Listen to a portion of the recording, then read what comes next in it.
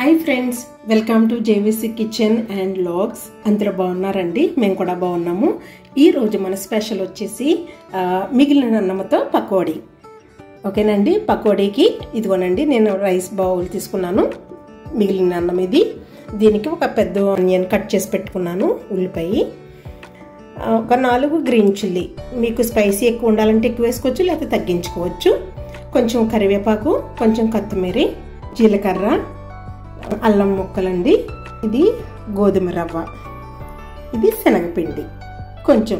అయితే నేను ఇవన్నీ కూడా కలిపేటప్పుడు నేను గోధుమ రవ్వ అలాగే శనగపిండి ఎంత తీసుకున్నానో మీకు చెప్తాను. మరి తొందరగా ఈజీగా అయిపోయే మన స్నాక్స్ ఈరోజు ఇన్స్టెంట్గా మనం మిగిలిన అన్నంతో పకోడీ ఎలా చేయాలో చూద్దామండి. మొదటగా మనం అన్నం తీసుకున్నాం కదండి పకోడీకి. ఈ అన్నము మిక్సీ జార్లో వేసుకుని మరి అంత మెత్తగాను కాక మరి అలాగా బరకగా కాక మీడియంగా కొంచెం గట్టిగా గ్రైండర్ చేసుకోవాలి. ఇది మిక్సీలో పట్టుకుంటాక వేసుకుంటున్నానండి. ఇదిగోనండి, నేనైతే మిక్సీ పట్టాను రైస్ని. ఇలా గట్టిగా మెత్తగా కాకుండా మరి బరకగా కాకుండా పట్టించాను. అయితే ఇప్పుడు బౌల్లోకి తీసుకుని ఏమేమి వేసుకోవాలో మీకు చూపిస్తాను. ఇదిగోనండి, నేనైతే అన్నము మిక్సీలో పట్టించి మెత్తగా ఈ బౌల్ వేసుకున్నాను. ఇప్పుడు దీంట్లో ఒక్కొక్కటిగా మనం వేసే ఇంగ్రీడియంట్స్ అంతా యాడ్ చేసుకుందాం. అయితే ఇది నేను ఉల్లిపాయ కట్ చేసి పెట్టుకున్నాను.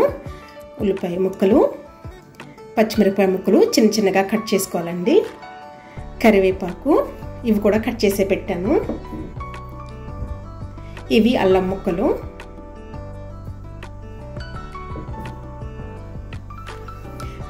జీలకర్ర అండి, కొత్తిమీర కూడా కట్ చేసి పెట్టాను. ఇదిగోనండి 2 టేబుల్ స్పూన్లు లేదా 3 స్పూన్లు ఉంటాయి.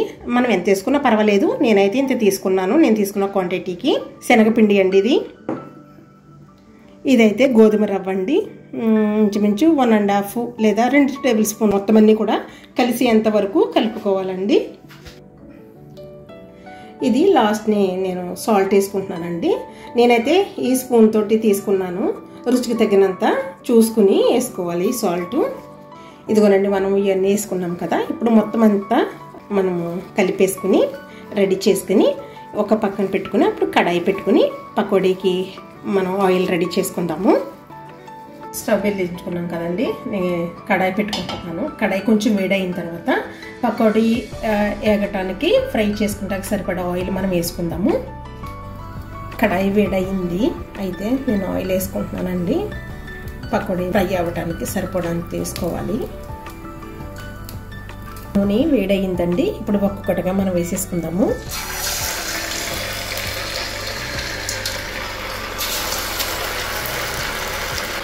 ఇలా ఒక్కొక్కటిగా కూడా వేసేసుకుంటే, కానీ ఒకదానికొకటి కొంచెం గ్యాప్ ఇవ్వాలండి.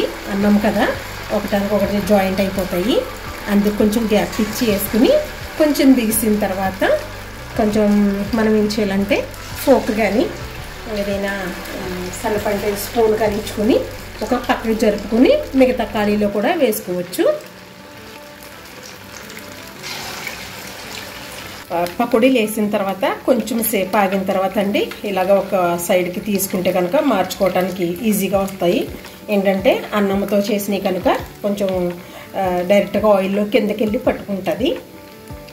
అందుకు ఇప్పుడు ఇవన్నీ ఒక పక్కగా తీసుకుంటూ ఈ ఖాళీల్లో కూడా పకోడీలు వేసేసుకుంటే మనకి కొంచెం ఎక్కువగా తొందరగా అయిపోతాయి.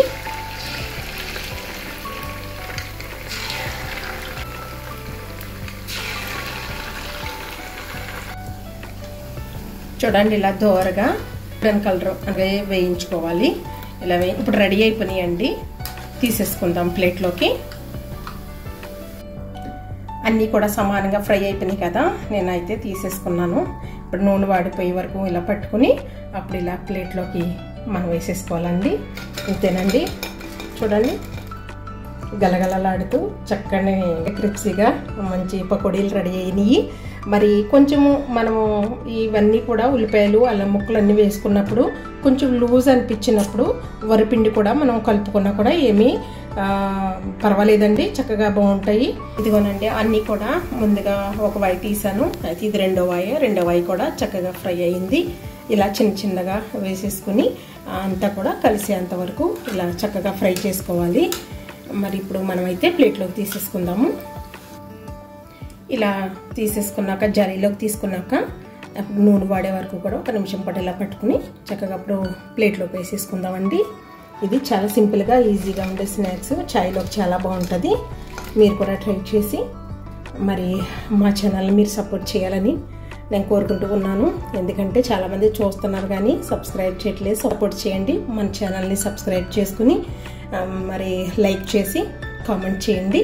మీరు కూడా తప్పక ట్రై చేయండి. మరొక వీడియోతో కలుసుకుందాం.